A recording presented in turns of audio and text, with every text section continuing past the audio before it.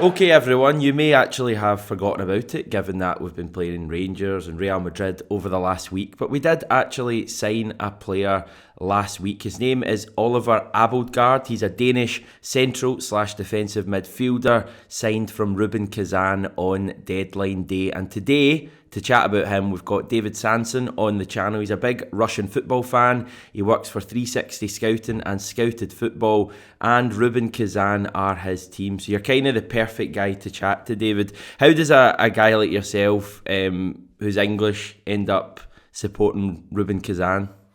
It was all sort of, as you can imagine, Football Manager related in sort of my late teens back in the day when they were in the Champions League. They beat Barcelona in 2009-10 season at the new camp, and I was like, well, I've never heard of these guys. Played FM and just went from there. Obviously, last sort of 6 months has been a bit weird, and for a lot of the guys who are English and follow Russian football, it's been sort of a weird bit of time. But still keep an eye on it just purely for the fact that I've got some work related to it. So best to keep an eye on it still. Yeah, so we've got Karel Starfelt, then we had Sead Haksabanovic, and now we've got Abildgaard. So we're building a little bit of a team of former Rubin Kazan players here. Yeah, and I have a feeling it's all agent related. I know that Rubin's manager has the same agent as Leonid Slutsky, and I believe he also was heavily involved with the Starfelt and Haksabanovic moves as well. So I think it's just purely that agent has got links with the UK. I know he's put a lot of players into the UK this summer, so it's worked. Celtic have not been strangers to buying from Russia in general, not just Rubin. Obviously, they've bought Kwasi in the past and various others because Celtic are able to get the work permits, whereas English clubs can't. So it's not a foreign market to them, and Rubin just happened to have a good crop of players which can easily make. Well, I think easily some of them can make that swap into the Scottish Premier League. Well, what's the situation right now? Because obviously people will know that there is a situation concerning Russia at the moment. Can you just explain why Rubin are having to sell their best players for low prices? Well, I think obviously, so the starter is obviously there's the war, and FIFA came in with the rules that players could suspend their contracts with their clubs if they didn't want to continue to play in Russia. So various players did that until the end of last season. Rubin were one of the clubs who were worst hit by that. I think all but one of their foreign players left, which left their core team a bit decimated, and they were then relegated on the final day of the season. Then that rule has been refreshed during the summer, so players could suspend their contract again for the whole summer. But there has been cases and examples of players who have been moving for permanent deals or loan deals. Lokomotiv Moscow sold a player to Nice for like 14 million euros. Obviously, you bought Haksabanovic on a permanent deal already. And Abildgaard, I don't know why that's a loan to permanent, because I think he's the better player personally, but I don't know why that would be a loan. Obviously, Rubin were very clear to say that he still has a year on his contract when the loan's done.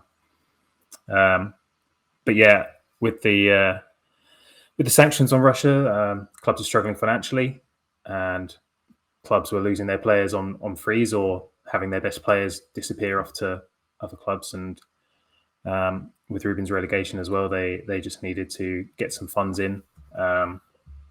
So they did sell obviously Haksabanovic, and obviously the players wouldn't want to necessarily stay and play in the Russian second tier. The Russian Premier League in the war zone is not exactly a big attraction, so the second tier even less so. So I think for Rubin, it's just a case of, well, they want to just make as much money if they can off their assets, because these are players who could and should be sold for a lot more than they're going for, but the situation that precedes them with Russia's involvement in the war doesn't allow that to happen. So Rubin is sort of forced to just do what they can to scrap some funds together. I mean, the wording from Celtic was a season-long deal. Ange quoted as saying, it's not that straightforward, but we've got him for this year, and that's what we are focused on. Come the end of the year, we will see where we are and what the options are. It does seem like Abildgaard was saying his goodbyes to Rubin Kazan. Would that be fair? Yeah, I mean, the Instagram post is sort of what you'd expect. I think his his potential return, obviously, has a lot of, if Celtic decided not to take the option up or for whatever reason it doesn't happen, his return to Rubin would probably predicate on, well, if Rubin being promoted again, is the war situation calmed down? Because Abildgaard was one of the players who actually didn't suspend his contract during the war. He was actually injured for the first few months of the war started and came back from injury and did play a couple of games towards the end of the season. So he had never actually taken that option up, and I suspect it was because of his injury. He was training in Denmark while he was recovering from that injury rather than playing in Russia because he was not fit, but he did come back. Obviously, the relegation just was another ace up his sleeve, and he is a player who should be playing at a higher level than the Russian Premier League. So this was a move for him. Let's talk about him then, because you tweeted to say that he would be an unbelievable signing, comparing him to the other two players that we've signed from Rubin Kazan. You reckon that he's the best. What makes you so sure that he's going to be an unbelievable signing?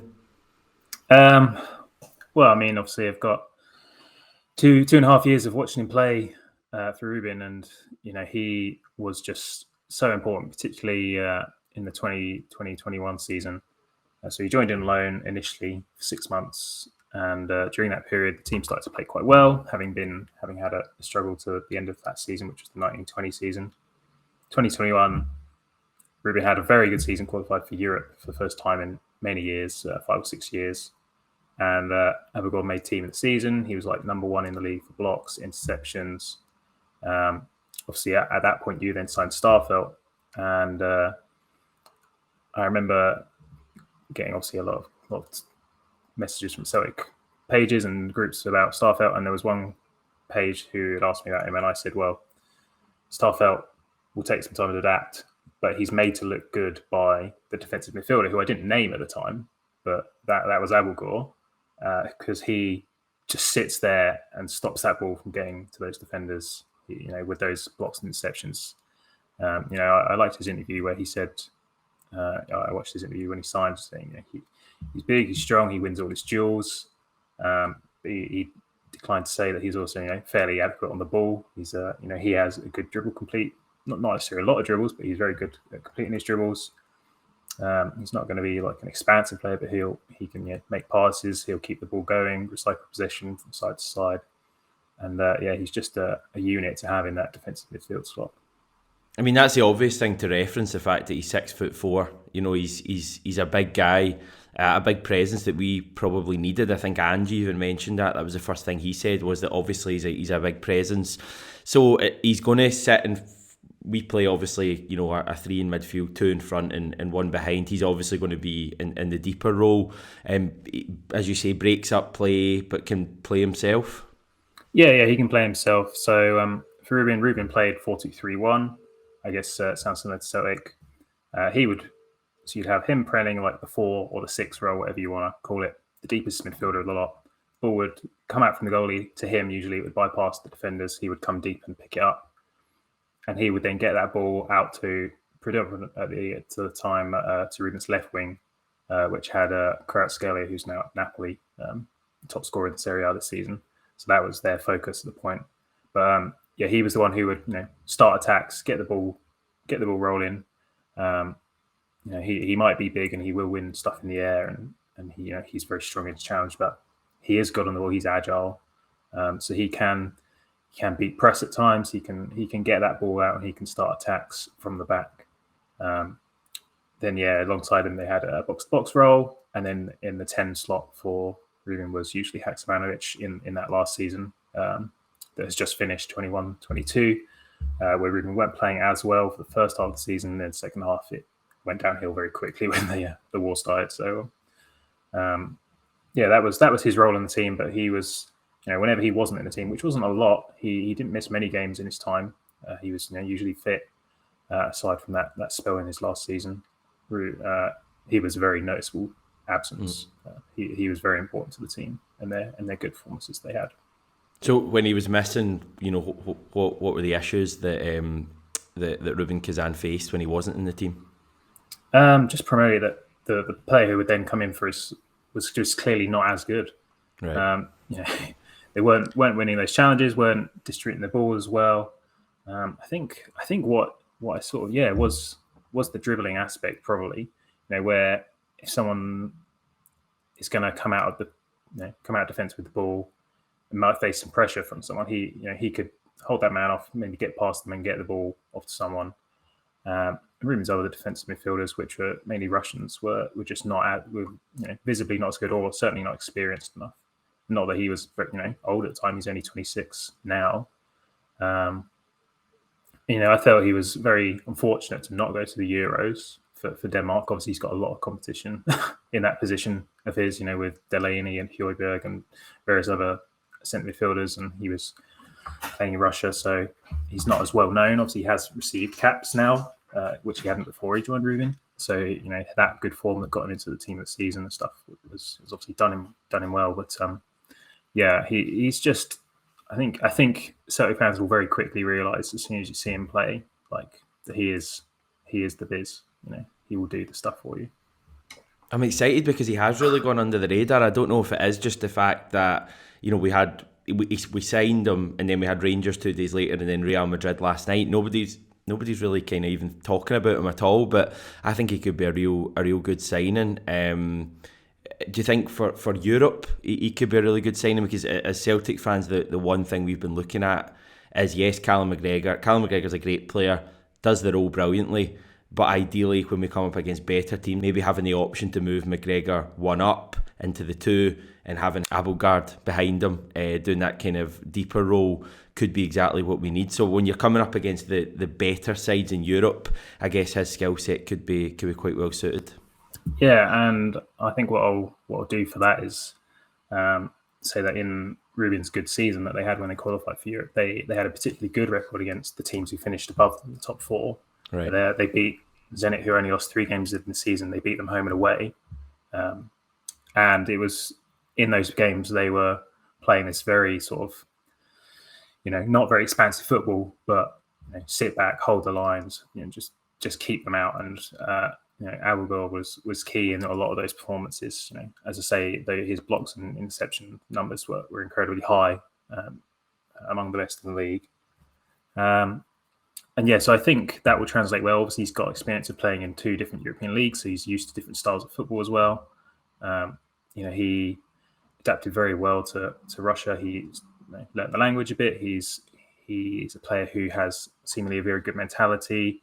He's a classic Scandinavian. I think he's very similar to Starfelt and Hexvanic, where certainly more to Starfelt, where he'll come in, he'll be liked by the fans, he'll be seen warmly. He was never a player who's like sort of petulant on the pitch or anything like that. He was a professional. So I think he'll settle quickly and well. And I think if you want someone who's going to be more disciplined. So, I'm not a big Celtic watcher, but as far as I'm aware, McGregor is a bit more forward-thinking. I think Abildgaard will be one. He did get forward on occasion. He scored 1 or 2 goals, primarily from set pieces, but he did crack one in from outside the box at one point as well.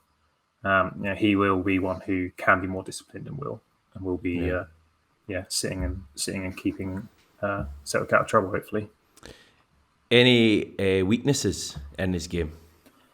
The one thing that I was thinking about this, when the move was happening, was he, I think, unluckily a lot of times did give away a few penalties, and at least 3 of them were for handballs, which I thought was primarily VAR's fault. So that was sort of one aspect. He is physical and he will go into challenges. If it's mistimed, it's mistimed, but more often than not, it wasn't. And I was really struggling to think of what his weaknesses was. If you're wanting a more expansive CDM, then he isn't, I don't think, going to be that player who's going to play long raking balls or splitting the lines or anything. I think, will keep it simple more often than not. He has done it. Just like every player does if they need to or if they're nothing on.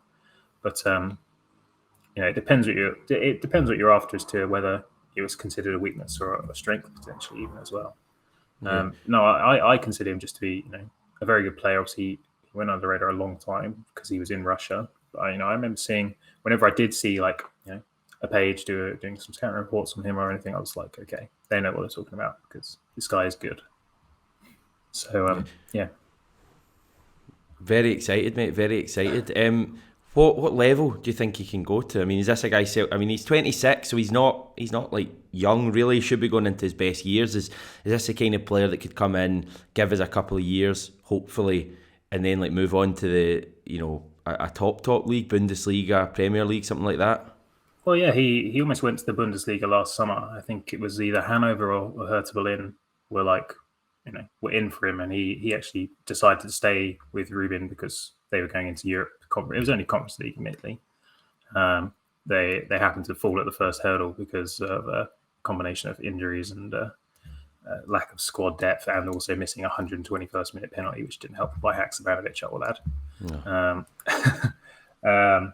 So yeah, he as far as I recall, rejected that move to Bundesliga, but there was interest from bigger clubs, and yeah, I think he can easily play in one of those leagues. I mean, not necessarily. I'm not saying he can go and play for a top Champions League, Arsenal. I'm saying Arsenal because they're my team. Like a Chelsea or a Liverpool, or whatever. But are they in the Champions League, Arsenal? No, it's just habit.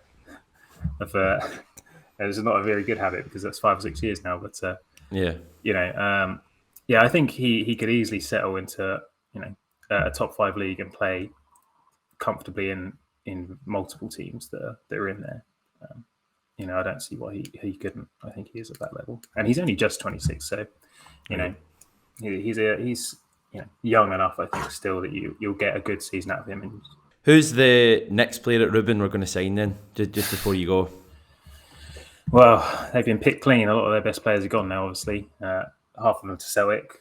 Kvaratskhelia went to Napoli. And the only other good player who is again managed by the same agent as Abildgaard went to Olympiakos. He's a Korean midfielder. I think that's just a loan even as well. So nobody. Yeah, no, there's no one left there anymore. And Russians obviously can barely leave the country, as we saw with Chelsea trying to sign Zakarian from Dinamo. They couldn't make it go through because of the FA blocked it. So yeah, I think until Rubin get back in the top flight, there'll be no one else coming for the near future. Poor David, everyone. We've taken all of his players. He's got no players to support anymore. Hopefully it comes good. David, it's been amazing to have you on. Thank you for your insight, and hopefully Abildgaard can go on to be a top player for Celtic. Yeah, no worries.